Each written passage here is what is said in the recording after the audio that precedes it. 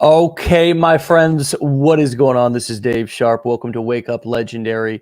And as hundreds of you pile on here this morning to watch this live as we stream this episode, let me introduce our wonderful guest. And just let all you know that I'm really excited to give you all a different perspective. Now, Lisa is a certified life and relationship coach specializing in trauma bond recovery and abuse education, who helps clients of all genders and walks of life overcome challenges stemming from traumatic partnerships.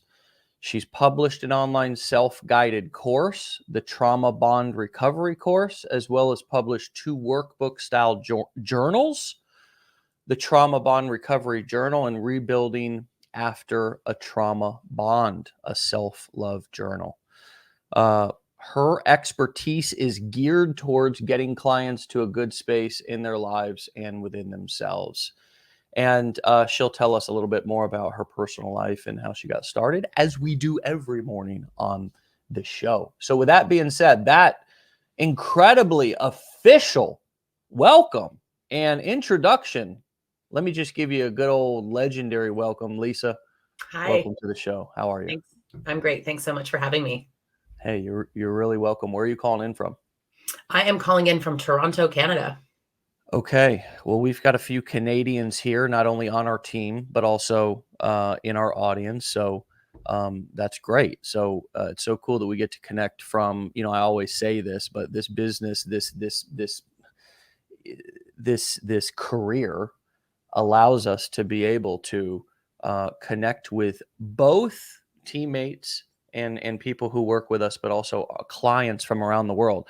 So when I said career, wow, it still sounds a little weird to me when I consider what I'm doing here a career, and that I've been able to turn a kind of make a living on the internet. I've been doing it for over a decade, so I won't jinx myself and ruin it, but it's been quite an amazing journey. When I said your career, does it still tell us what comes up for you when you hear that introduction, those courses, and that curriculum that you've created, and then also thinking about this journey as a career? Did you ever think that this would happen?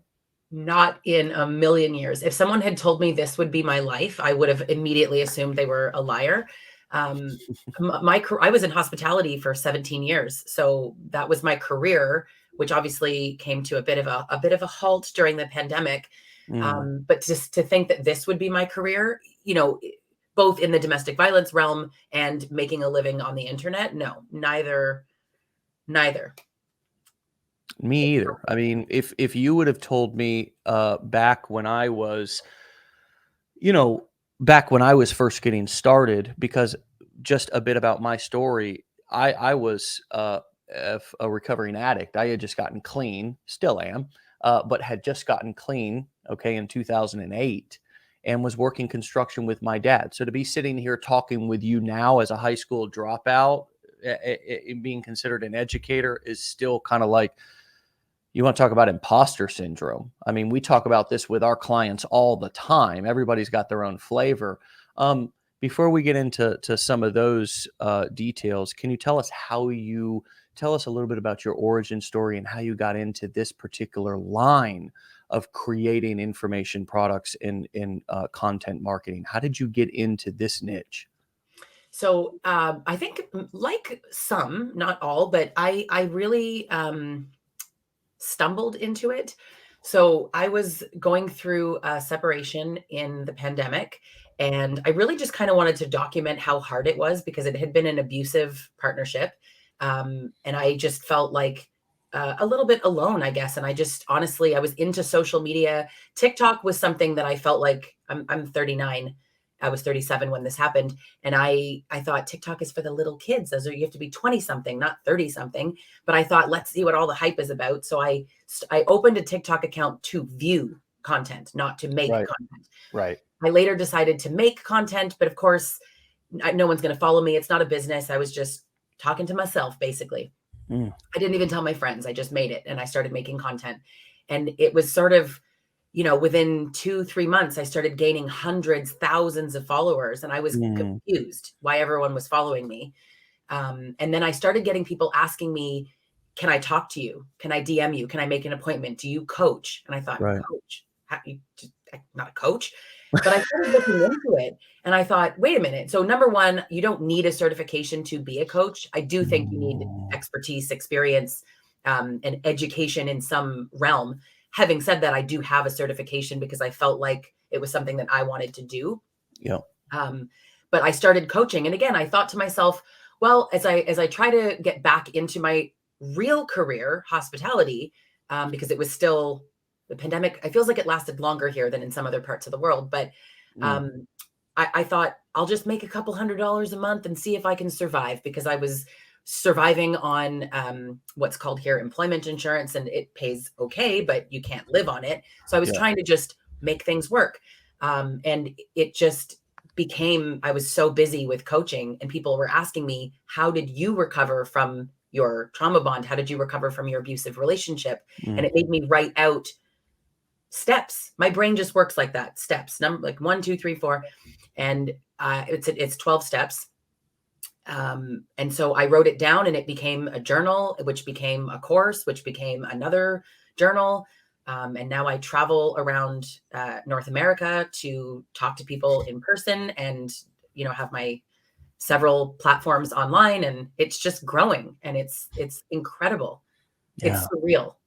Yeah, I can relate, and it's beautiful because although although we're here to serve, and that's really where the money is in, does what you're doing serve, deliver value? Does it serve people? Nobody's gonna get wealthy from just only serving themselves on social media and in the marketplace. Mhm. But what I think is really cool is that there is also a therapeutic element, and there is also an element of healing that happens when you begin to tell your story and find your voice. I did that within my own self and within my own journey, and I had a lot of skeletons in my closet, like some of which I shared here just a moment ago. Very easily. Did you see how they rolled off the tongue? Well, they didn't so easily back before. It was really hard to share Mhm. that. But I found a way to do it that's not been real and true to me, and then I've found ways that have been true to me, and those ways have been very therapeutic and healing. What do you not that we don't want to mix the therapeutic element with the money making element too much, because then it begins to sound kind of maybe weird to some people. But could you describe some of the personal benefits, and even if it was self-esteem boost, confidence boost, or there was some actual healing in this storytelling and teaching and serving that you've been doing, what are the personal benefits besides making money that you've got since starting this? Well, I think you've honestly touched on most of them. It For me, well, actually, for many survivors of abuse, we feel alone. We feel like we're the only ones. We feel like maybe we're the problem.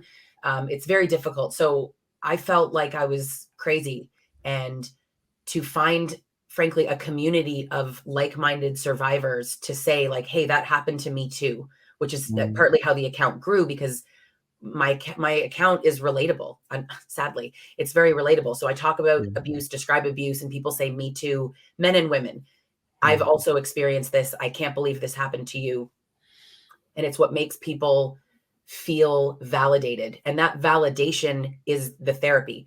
Now mhm, they get it as well, but I was getting that same validation. People saying me too. And I felt like I wasn't alone. And I felt, even, in terms of confidence, there's a video on YouTube that was made of me many, many years ago when I worked in hospitality, when I was petrified of being on camera. mm, And I was so nervous, and I always touch my hair. So the producer told me to stop. mm, And then my hands were right down, right by my side, and my hair was in my face. So I kept doing this when I was so nervous, mm, trying to get my hair out of my face without touching it. Fast forward to now, and I'm very comfortable on camera. So it built up confidence in speaking on camera. It built up my confidence in my story, and the validity and the truth to my story.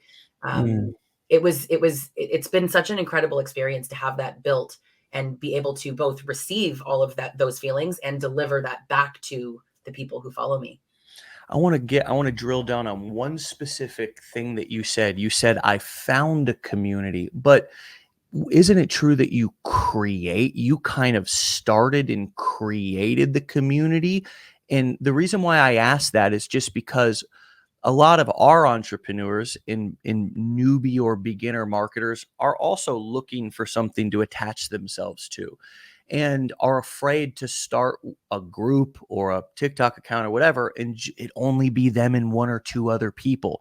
And so I wonder if you could just touch on the idea or just that point. What comes up for you when I say that? Because I'm just wondering, did you create it?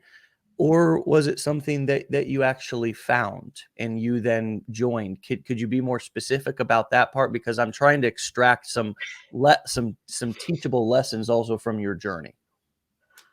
You are the first person to say that to me, and I think I just realized it right in this moment. So talk about processing that live. Um, I guess I did create the community. For clarity, when I say community, I actually mean this thing called narc talk. And for those people on TikTok, you would know, like, there's recovery talk and therapy talk and messy talk and whatever. So I'm on narc talk.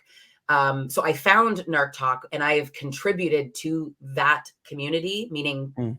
when I said it, that's what I meant. Is But I Narc have Talk like created. a website or is It's that just not. It's literally, okay? it's a hashtag. It's like NARCTOK, but it works for Okay. anything like recovery talk with TOK, Understood. not talk. Would Understood. be a hashtag that's searchable, and then the people who are using that hashtag are all people who are in recovery. It's a way to Understood. find a community, by the way. But Understood. that said, That's a great I tip, by the way. right, it is a great tip for searching and finding your people, whoever they are, Yeah. in whatever Yeah. realm they are. Yeah. But that was the community that I found, and I have very much contributed to. There's lots of large creators. I've become one of them, but there's others.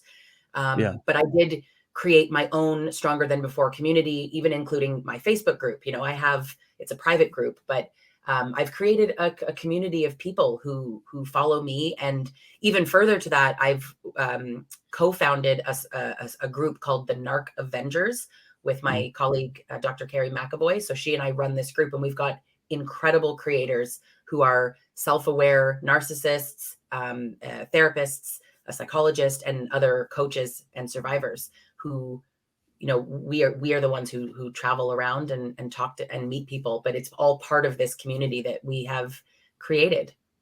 You know what I am just like blown away by? First and foremost, I don't know what actually you were processing right there. Would you elaborate? Were you kind of like realizing what you've created and having a hard time taking credit for it in that moment, or was it something different?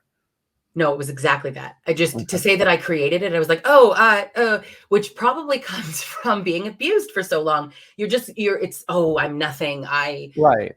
Well, I It's mean, and I'm I certainly don't want to minimize your specific experience. What I find is that many people who are not even realizing that they have been beaten down, and whether it be by specific individuals, family, and family dynamics, or my God, society, Mhm. we come in with all kinds of limiting beliefs, all kinds of just parts of our personality. And this is my big kind of, if I do any coaching, it is that my job is to help our clients to go inside and find what's already there, not what somehow I'm going to give them because I'm so special and powerful and ooh, come and touch the robe of because I'm a guru, It's Mhm. not that. I'm a flawed guy who picks up a shirt off the floor every morning, throws it on his back and goes live, and I'm surviving and thriving in this life just like everybody else. Mhm.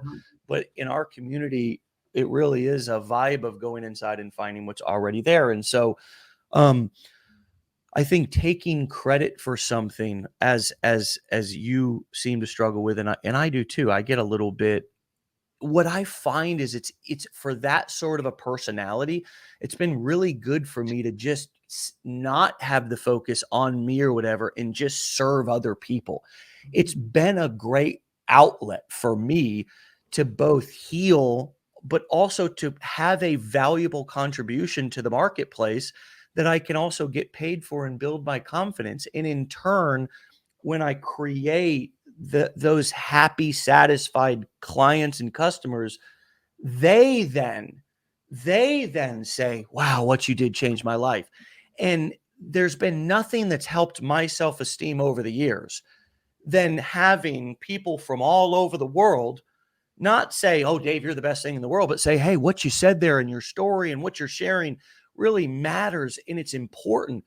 And that really has been a massive benefit for me throughout this process. And I wonder what your family and friends, how have you navigated that? Because oftentimes our friends and family are the ones who can be, most critical.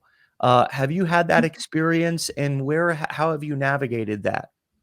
I have had a very supportive group of friends and Good for you. family. My friends were with me through my own abusive relationship and seeing it happen. So seeing me build something, sounds so cliche, like a phoenix from the ashes, right? Like that the end of my abusive relationship, I felt like my life was just in absolute shambles in every possible way. So to come out of it and have built something, I have friends, and it's funny, one is striking me in particular, someone that I used to work with in hospitality, who's just constantly like, you wrote a journal, why not make a course? Do you understand how amazing it is that you've built this? Do you even realize what you've done and how many people you've helped? And I often forget, but strangely, as much as I forget, I also see in my comment section every single day, you've helped me. You have made it so that, I've left my abusive wife, my abusive husband. You are the reason that I am stronger. You are the reason. And it shocks me, but it also is the most incredible feeling.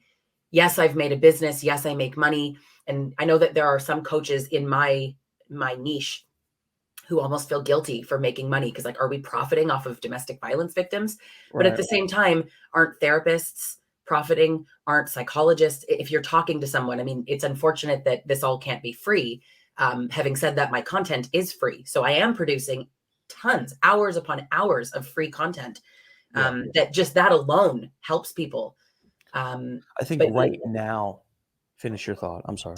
no, it's one of those things that I had to overcome that thought process of like the guilt of making money on it. But um, in many ways, I'm making money on my own abusive relationship. It's what I am sometimes talking about. Not all of my content is based in my story, but it is based in the stories of the people that I talk to. Yeah. It's an interesting thing to see another entrepreneur kind of navigate mentally some of this stuff, because we all have our own mental gymnastics we do about kind of, taking feedback or criticism, and then kind of like justifying what we're doing and all this. And at the end of the day, it's like, you know, um, there is absolutely a way that you could talk yourself out of, beat yourself up, and find all the reasons and ways this isn't going to work out or why it's not a good idea. But I mean, the world can also do that for you if you ask them. It's your job to find the glasses that are half empty or to create that. And I think that's what's inspirational about seeing somebody who's been through anything talk about it and talk about that them overcoming it and how they did it. um, there's we've been paying for that and seeking that and bartering for that and sitting around in circles and listening to tribe leaders describe and teach us that for so long. And it just so happens that, yeah, we live in a society to where there's a little paper. It's not a bad system. I mean, as many people say, capitalism is the worst system in the world, but it's just better than all the other bad systems. You know what I mean? Yeah. It's so, we isn't it such an interesting thing that those of us, and it's a thing to be grateful for, that we're living in the times that we are. Who would have thunk? And I want to get into the specifics of some of the things that you've done on your kind of TikTok account and how you got things started. But I wake up every morning grateful that I live in this time to where these tools, and although they can be dangerous, the internet, kids getting on it, even things that adults see, there's a lot of things that are dangerous. However, on the flip side of that, we live in a time right now to where we can literally take a struggle and turn it into a strength, or take a mess and turn it into a message Mhm. within a period of months or even years, very quickly, get it up and begin to share it and start impacting people and making a living from it. So talk us through those early days of when you created your TikTok account and went to post your first video. So I remember my first video was a joke about it was a trend. So I wasn't talking, and that was kind of even the point. Is I thought if I'm going to make content, it's going to be to sounds, to trending sounds, and I'm never going to speak because the thought of speaking on camera just makes me like. Ugh. So I made a video making a joke about giving my ex back to his mother, like a refund sort of joke or a Christmas present, like me giving her back as a Christmas present. And that's kind of what started the account, not the business. Yeah. And I had made my screen name Stronger Than Before. That was around January. In March, April, that was when people started asking me to talk to them, to coach. And that's when I started thinking like, man, I need a business name. And I spent weeks thinking about a business name when it was my father who said, you know, you have a business name, right? It's Stronger Than Before. And I was like, Oh, Dad, yeah, I is that a overthought. real thing, or are you really incorporated it, or did he just say that to you? He said it to me, and then I made it an actual business name. Yes. Oh, that's Um, really sweet, man. yeah. My dad is he's a marketing guy, he's a sales guy. So he thought the name was perfect. He's like, I don't know what you're thinking about. It's right there. I'm So having a yeah. moment. I'm having a moment here. I'm a dad right in the mix of fatherhood Yeah. right now, and that's a very sweet thing. Yeah, he kind of just connected that such a simple dot, right? But he Yeah, it's wow. born of that. Um, and so I made it a business, and then I went and got a certification, and I was coaching people, but more than anything, I was like, how do you build a business? Like you can just poof, I'm a coach, but what's next, and how does this grow, and how does this become something that's a well thought out process? Because Mm, there's this stigma around coaches where it's just people who like slap coach on their name and then they just start talking, but what's their qualifications? yeah, And I urge anyone to check and look at what the certification actually is and what experience they have. But I joke, yes, I have a certification, but I was also in an abusive relationship for 10 years. And to me, that's my education. Is I lived it. And then I formed this god awful trauma bond and I broke it. So it's more mm, born of this is how I did it. And I have worked with psychologists and therapists, looking at the process that I use to ensure that it's safe and beneficial to people, but it's working. it's Um, very responsible of you, by the way. it felt important to me because this is such a serious thing, and people, yes, dealing with the emotions, but many of my clients are in abusive relationships. So there's an Sure. aspect of safety planning that actually has to go in, not just the emotional stuff, but people say just leave. It's And I not. think that people actually feel more comfortable sometimes talking to somebody or reaching out to somebody on social media than they do picking up the phone to make an appointment and to walk into a therapist office. Yeah. I think also it's interesting with therapists, and I'm a 100% pro licensed therapy, Sure. despite not Me being too. one myself. I am pro that. However, they are not trained as a whole. Some are out of personal experience, but they are not trained in abuse, and they are certainly not trained in narcissistic abuse. And it can be very invalidating to go to therapy and have a therapist tell you that you're overreacting to certain things, because this type of abuse is very covert, very insidious. Mhm. And so it can be invalidating. So what I have found is that people say things like, "Oh, you're better than a therapist." It's not, it isn't better. It's different. Yeah. There's a camaraderie between us as two Exactly, and I survivors. know exactly what you're talking about by being in recovery myself. Mhm. I've got a core group of people, and each one has their own individual role, and it's really important to have as much support, and especially when you're going through something like that. But I think that it's important to have that no matter what you're going through. I mean, even if you're building a business, we try to create a really safe, shame-free environment here where people can grow and fail. And I purposefully try to expose my failures and idiosyncrasies in front of people so everybody can feel more comfortable and not have to feel like they have to. Because we do have a lot of imposter syndrome when we come on, and you've outlined a lot of it. But I love how you're, I can tell that you're passionate about what you do, and I can tell that you're, yeah, it's amazing when we get involved and completely immerse ourselves in something. You know, we're very opinionated about certain things, and it only comes from time doing it. You form your opinions, you form your passions, you form what you're really about and the things that you're not so much about. And Mhm. I'm assuming that you're a lot more clear now than you were when you first got started creating content. Is that right? Clear about your message, clear about what you stand for, clear about what you do and how you can help, and just have overall clarity. Am I right about that? Yes, absolutely. When I first started, in all honesty, it was sort of like abuse recovery. And now I've sort of or not what I call, but what people call niching down. And I specifically talk about the trauma bond that is formed in an abusive relationship, because there's a million different aspects. But I've found that my following grew as I actually really focused on just one topic. Yeah. I mean, it's a big topic within that, but It was I something that must have been very relatable to a lot of people. sadly, yes, it Yeah. is. There's, millions of people going through it, or that have gone through it at least, and that's what made it. I think too. I mean, I was also nervous. I didn't when I first started. I didn't know how TikTok even worked. I mean, even hitting like stop and then continuing to record and making clips and putting them together. I would Right. just hit record and it's a 60-second clip and that's it. Like if you make a mistake, hey, start over or accept that your video has a mistake. And even I thought using text boxes like that all, I'm not a complete idiot when it comes to social media, but TikTok was just so new. Yeah.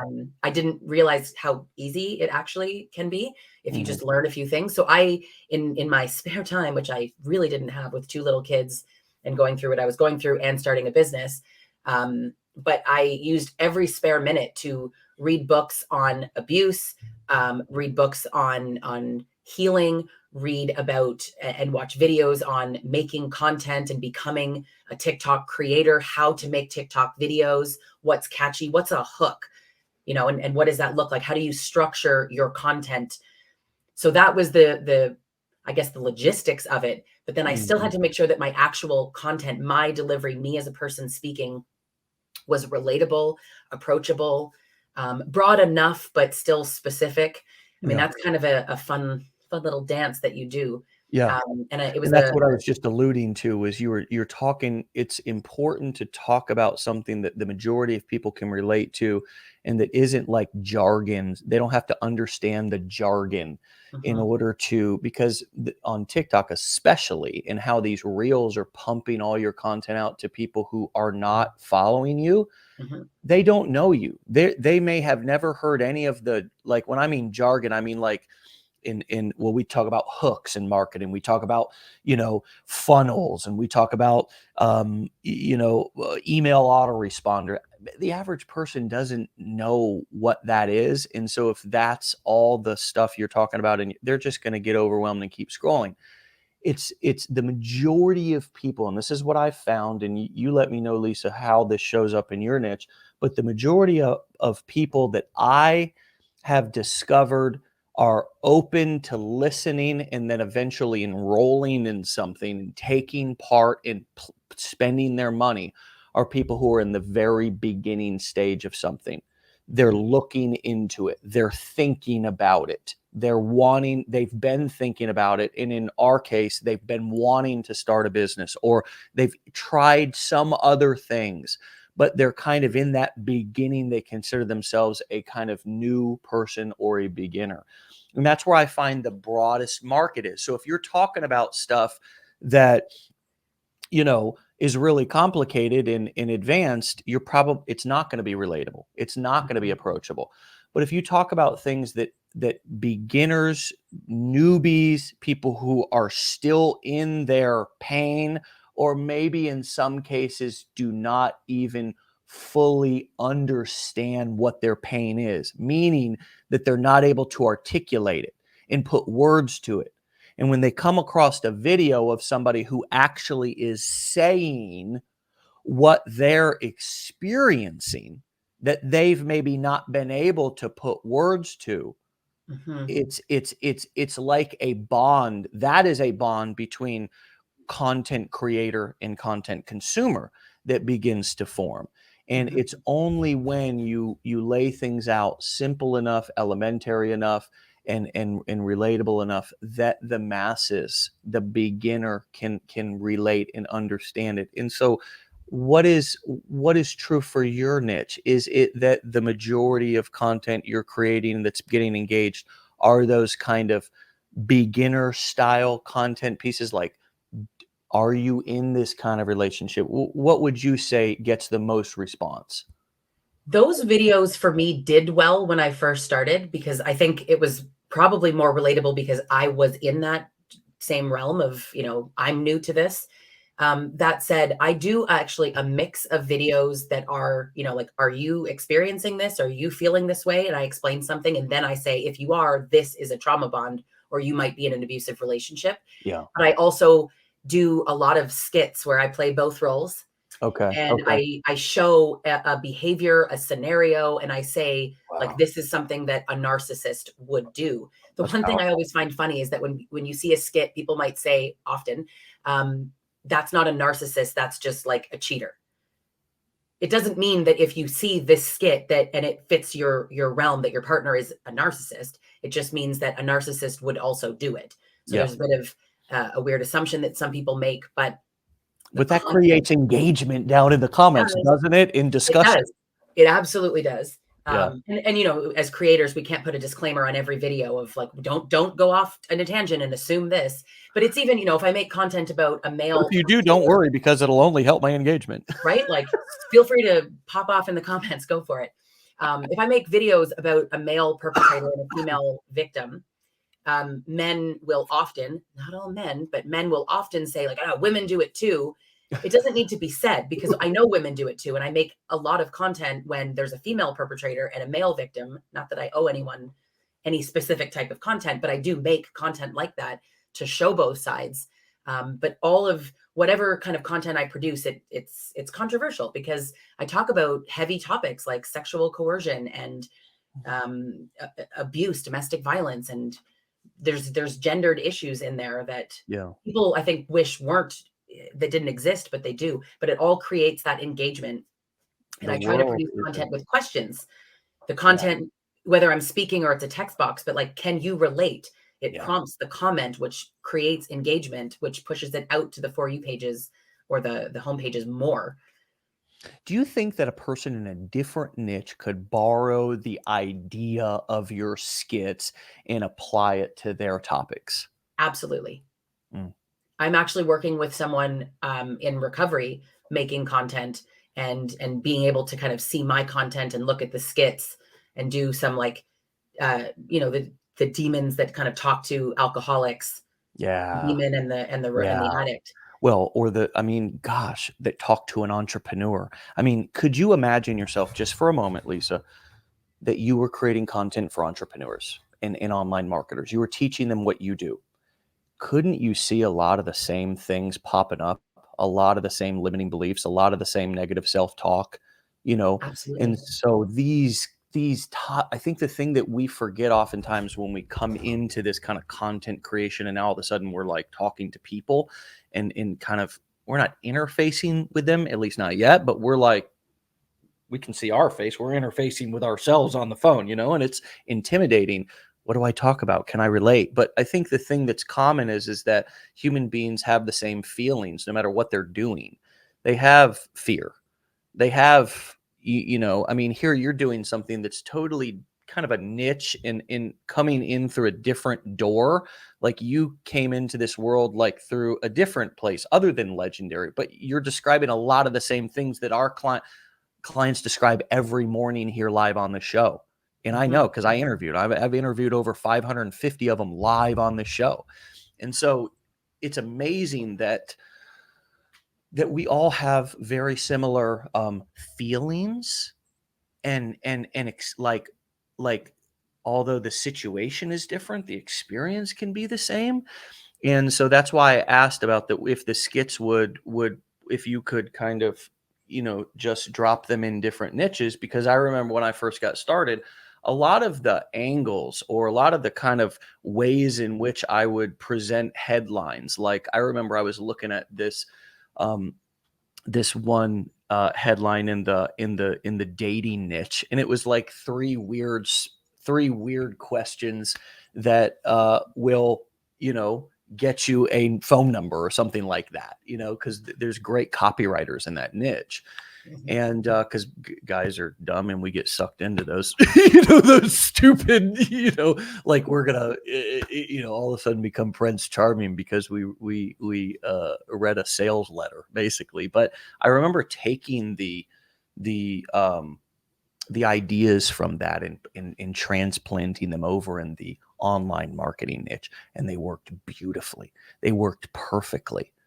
I just replaced the words or the topic. So I think my point here is where are some of the places that you have looked for inspiration? So, and how have you made sure that you don't sound the exact same that every other person inside of your niche sounds?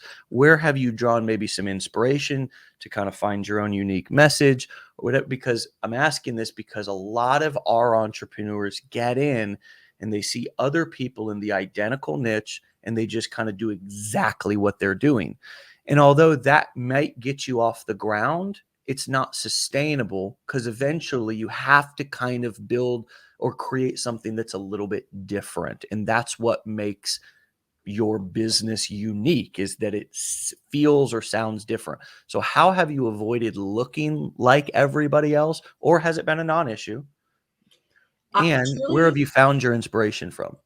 So, so I try to make my content authentic, meaning it's me. I'm very focused. It sounds so selfish, but I'm focused on who I am, and I want to make sure that my content is really me talking, and I understand the message that I'm trying to put out there. I obviously watch a lot of content, and I find that a lot of narcissistic abuse or abuse in general content is just did you know, and it's like facts, facts, facts, or some were doing skits, and it was actually another creator friend of mine that said you should do skits. That's how I've done pretty well, and good Yeah. on her, because as soon as I started doing skits, I did my skits differently than she was doing. The angles, the Mm, cameras, the topics, they're a little bit different.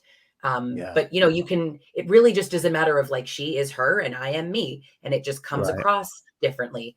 But even in the way that I use my text boxes, I follow a lot of creators. Don't ask me to name them because I can't remember any names, but I follow a lot of creators that talk about how to grow on TikTok and how to make a hook and how to structure a video. If you're Yeah. not looking at that stuff and you're winging it, you may not grow. You may and just be Yeah. lucky. But Yeah. I'm about kind of doing that work and figuring out what makes sense. But I do get So, inspired by other people's videos, and we all do. I mean, I have got this Narc Avengers group I told you about. We all yeah. watch each other's content, and I might see, another creator make a topic on a specific thing, and then I think, "Ooh, I have an opinion on that, so I'm going to make my own video, same Totally. topic." But we Totally. cover it in such a different way that we are all, most of us are coaches in this field, so you'd think we're competition, but we're friends. Yeah, you're collaborating. You're Mhm. collaborating versus competing, and that's what a lot of our people do in our community as well. They're all a lot of them are in various niches, but many of them start out sort of in the online marketing niche or kind of the make money online niche. Kind of they're um, collaborating at the beginning, trying to come up with different ideas of okay, um, how do I uh, how do I present that first video? How do I and the challenge that we have here at Legendary is mostly just getting people to go through the curriculum because they're and actually get trained, because they're so excited. They see people on the show every morning who a month or two in. I mean, Lisa, when I started 10 years ago, I mean, it was different. I'm not gonna give you the old walked both hills up, walk both ways uphill in bare feet to school every morning story, but it was just different. We weren't going viral. We were grinding on YouTube. We were we were article spinning and posting blogs and I mean, trying to, black hat SEO and all this crap, Google or Facebook ads. Everybody had just got kicked off Google because they did a huge, I mean, it's just nowadays the opportunity to like go viral it's really exciting. I mean, our biggest challenge is like holding people back and saying, like, don't expect to go viral on your first video. Don't have this massive expectation. So if it doesn't happen, you're disappointed. Take the time to go through the training that you purchased that's here, that lays it all out. And that can be a real push and pull. And I understand it. I want to just get right in there too. But a lot of our entrepreneurs go out, they fail forward, they come back, they go, and that's how this process is. We go through the training, we get excited, we go out there, we make a mistake, we come back, with kind of our head tucked. We're like, okay, all right, I'm ready to sit down and actually learn. Or we get distracted off into a shiny object, and a lot of that comes from the lack, I think, of belief in ourselves, of thinking that what we're creating is actually going to turn into something. So as we bring this in for a landing, what are some of the distractions that have popped up for you? Is there been any shiny objects that you've had to avoid, whether it be externally or has it been anything else that you've had to apply some good old perseverance to, or some focus or some discipline? And I'm asking this because a lot of our entrepreneurs have recently transitioned from or are still employees. And I believe there's a different approach to entrepreneurship than there is to being an employee. So how have you navigated that, or what have been the shiny objects or distractions that you've had to learn how to be an entrepreneur or learn how entrepreneurship was different than being an employee? Well, I mean, clearly the biggest difference is the paycheck, right? Like just that feeling of you have to hustle, you have to grind and continue to work hard when you're an entrepreneur, because if you don't, you're not going to be able to, pay your mortgage next month. So I have not found myself too distracted because I used to be in sales and marketing and in events. And that is like a very disciplined kind of the event side of things. You have to be very focused. So I was able to really sit down every day, make a list. What am I doing today? What do I hope to accomplish today? I would get distracted by wanting to do too many things. I think the biggest distraction that a lot of people make is I want to have journals, webinars, a YouTube, a this, I want to have a podcast, I want to have a show, Oh, yeah. I want to do this, I want to be like that person and that person and that person. Calm down. So there have been one or two times, I would probably say two times in the last year where I've been like, okay, hold on. I think I'm doing too much, because I'm starting to realize that I can't keep up. Yeah. And, on one hand, is your business at a level where you're growing and you need to add people? And I did. But more than that, I personally have to be the person who's doing certain things. You can't do everything. Yeah. You're the content creator. So I have to make the videos.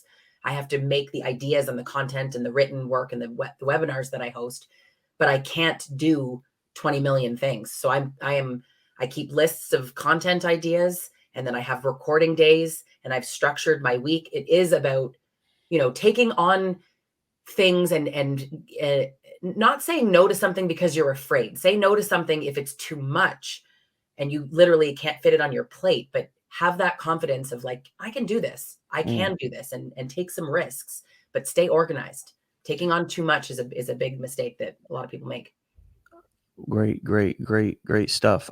Something just came up for me that I wanted to ask you before I let you go, and it revolves around boundaries and setting boundaries as an entrepreneur. Now, I'm sure you could do a masterclass on setting boundaries in relationships, and quite frankly, I guess it's kind of the same thing. I mean, it's somewhat. I don't want to be, obviously we could pick that apart. Romantic and personal relationships are not the same as business relationships with teammates or clients, but the setting boundaries piece is very similar.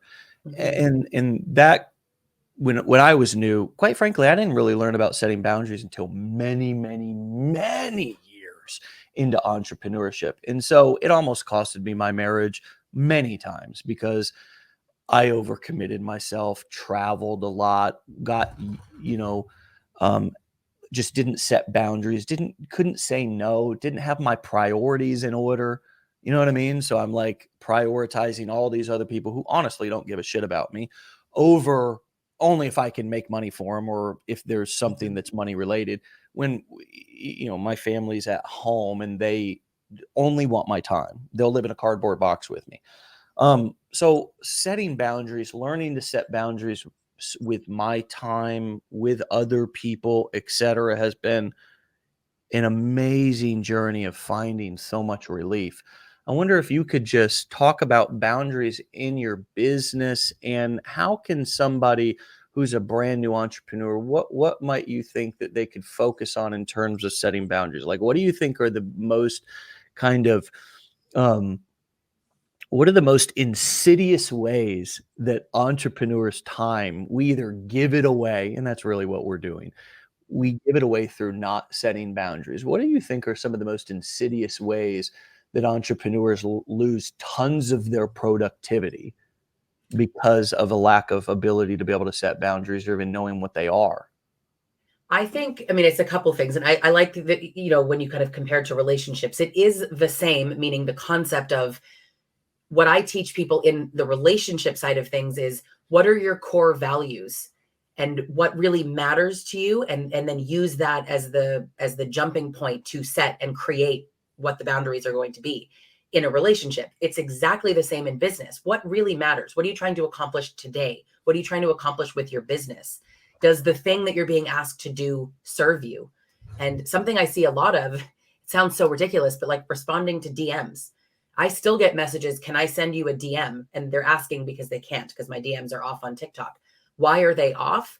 Because there isn't a possibility that I could ever keep up with that amount of DMs.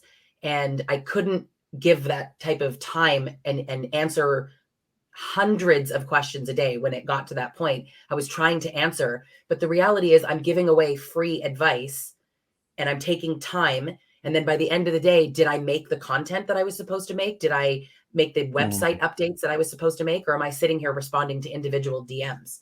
So I'm not saying ignore your followers because that's rude. wow. But it's like book a meeting with me, and I realize that sounds like pay me for the advice, Wow. but that's what I'm doing. I am selling my advice. I'm giving Yeah. you all this free content, and yet I'm you he still want I'm more. I'm healing. Here's what I'm doing. I'm healing and I'm also helping those who want guidance at a fee because I have to make a living. It's so odd that people, I'm sure you get that all the time, which is why you've commented on a couple of times, are wondering why you're maybe charging for your services. But that is besides the point. You have brought up something that I couldn't imagine that you've ever would have ever said on this episode that I just didn't expect from you, which is the fact that you've given the strongest example of setting boundaries that I've ever heard an online marketer give. And I'd like you to continue with the thought. You turned off your DMs because it was a distraction. And I'm sure that some people were, it is very hard to set boundaries in DMs. I mean, it is a boundaryless place. So you're saying that you turned off DMs in order to be more focused on the ways in which both you're serving the greater audience Mhm. as well as monetizing your time and knowledge. Yes. That's wow. It was taking too much time. It sounds so simple, but honestly, I'll admit I still have my DMs on Instagram because it's smaller, but on TikTok, I'm not kidding you, it was hundreds a day. I've had people yell at me in the comments, all caps, exclamation points, because my advice wasn't thorough enough. But like a little bit, how dare you expect thorough, detailed advice when we're not? This isn't a client coach relationship. You are a Well, yeah, stranger on the internet. So I don't owe you anything for free. Having said that, I have made countless hours of free content. you Please got a feel free hat to slam watch there, and that's what or we do unfollow. here on. You just got a hat slam because that you are you girl. You just set the room on fire. I'm all about the I boundary of that. I don't have I time for that. am I would love to I have time for that, but I don't. I am just astonished right now because I would have never imagined that you would have given that strong of an example, but it may be the biggest power move I've ever heard from an online marketer who is like basically walking your talk. I mean, it's like, it's such a great example of a person who says, not only am I focused on bigger shit here, and if you want my time, I know my worth and I know I'm going to deliver, so go pay for it. And I'm not going to put up with your abusive, boundaryless bullshit in my DMs anyways. So if you want to say something to me, say it out publicly on my comments, where you probably won't say half the stuff that you would have said to me personally or privately in my DMs, right? Yep. Power move. I'm very protective of my time. I was worried about boundaries because, again, being in an abusive relationship, I didn't have any. But since that relationship, I have been able to test my boundary skills, both personally and professionally. And I'm happy with where they're at. And that's all that matters, is what I think of them. So I'm good. And that's what Two I think hats. is Nice. so important for us all to like get to this place to where, and this has taken me a long time to get here. Like I'm just getting here now. And I think a lot of it is unwinding and working on relationships myself. I'm relating to a lot of your stuff and your work without going into my personal details in spending time and making the show about me. But it's like when you really do find what you like. And I had a therapist one time who told my wife and I that her name was Renee, boundaries are simply letting other people know who you are. Mhm. And that, like, it took me a decade to understand what she meant by that, but really saying what you mean and meaning what you say without being mean when you say it. And it's it's so freeing. And I think we all, me included, I'm not saying I have it and you all deserve it, I'm saying like we all deserve to feel that level of comfort in our own skin and that level of freedom and free choice and not being pressured by the all these other people, because that is what happens. And one of the things that sometimes we're unprepared for when we start to create content on TikTok is the fact that you have now put yourself and kind of opened the doors for everybody's toxicity to just come pouring in, all their bullshit to come pouring into your comments and DMs. And it's Mhm. really, really an act of self love and likely an act of building your future success to basically cut out about 90% of it. Now, if you can ignore it, good for you. But what you're saying is you're like me and you have to have physical boundaries or walls or in. I'm inspired right now, actually. I just have to tell you the You're fact going to that go close you off did your DM. that. I'm turning off every damn DM in the world, and get rid of my phone too. I've been dying to get rid of this thing. The idea that anybody besides my wife and kids can get a hold of me at any time is scary. But um where can we leave this conversation this morning that would feel right? What else could you share with our audience that you feel that maybe you haven't shared, or something else that may be of value to them before we wrap up? I think, you kind of said something earlier about these self-limiting beliefs that we all have. And these beliefs keep people in abusive relationships, but these self-limiting beliefs also make people think, I can't be a coach. I can't make a business. Listen, I'm an addict. I can't be an online marketer. I can't teach anything. Yes, you can. It's the belief. And so unpack, where does that belief come from that you're not good enough? Where dig Mm, deep, and it's usually the childhood, but where does that come from? And how can you unlearn that you can't do it, that you're not worthy, that you're not good enough, and that no one would care? Unlearn that and just decide you are worthy, you can do it, and just do it. Where do I mm, start? You can find a million places, but the point is start. You can yeah, just open a TikTok, start there, make a YouTube channel and have no videos and but make the account. yep. Mic drop. Boom. It's on the ground. It's been wonderful to visit with you and hear about your journey. I mean, it's really been quite, when you dig in to somebody's story and what they've been through. It's so much more inspirational than just hearing the 15-second or clips. That when you hear the story behind it, it makes you realize, oh, wait, it wasn't just a magical placement that she got placed on this pedestal. Somebody just came around and blessed her or something. No, there's this whole long story to where you first and foremost trudge through all the pain that you had to go through in order to have the wonderful wisdom that you have now. And that's why I've been saying for years, hey, I simply have the success that I have only because I was able to turn my struggles into my strengths, meaning that I use the story and the skeletons in the closet and the experiences that I got. And I really did learn some valuable lessons from some really shitty situations. But I was able to turn the struggles into my strengths. In my mess, this mess of a life, felon at 18, teenage father, all the, drug addict, homeless, into a message that, gee whiz, I don't know how to, read an encyclopedia and comprehend half of it because my ADD is so bad, but damn it, I can learn online marketing and then tell my story, and I can create content about what I've been through. And the same thing that we're doing now with TikTok and all these short form, we've been doing it for 10 or 12 years. I have, and it's only going to get better. There's only going to be more opportunity for us to both heal ourselves and build our confidence, but also to monetize that wisdom, those struggles, and that mess. And it's just, this is one of the best examples I've ever seen of it happening. So you should be amazingly proud of yourself. And if nobody's told you today that you're a rock star, you're a rock star. So come back and maybe, please, if you're not too busy, come back and maybe do a second episode with us in the future. Absolutely. My pleasure. I'd love to. All right, Lisa. We'll talk to you later. Have a great day. All right. Thanks so much. All right. Bye. All right. See you.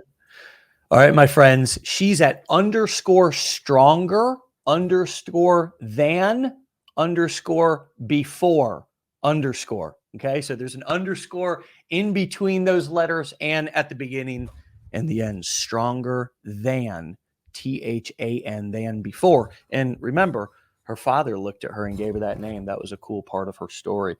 Look, my friends, as Lisa said, I'm not so greedy that I have to make $1 from every single person that starts a business on the internet, because you have to learn it here from me and at Legendary. As Lisa said, I don't care where you start, quite frankly. Just start somewhere. This is a wonderful place for you to start. This is a wonderful community that you can be a part of to then go create your own community, as we talked about.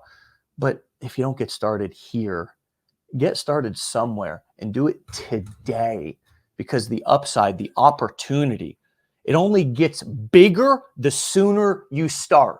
It gets smaller. The opportunity gets smaller the longer that you wait. Thanks again, Lisa, for the wonderful, wonderful content on the show this morning. And we'll see you all back here tomorrow for another episode. Get out of here. Be legendary. Take care. And thanks again, Lisa. Peace.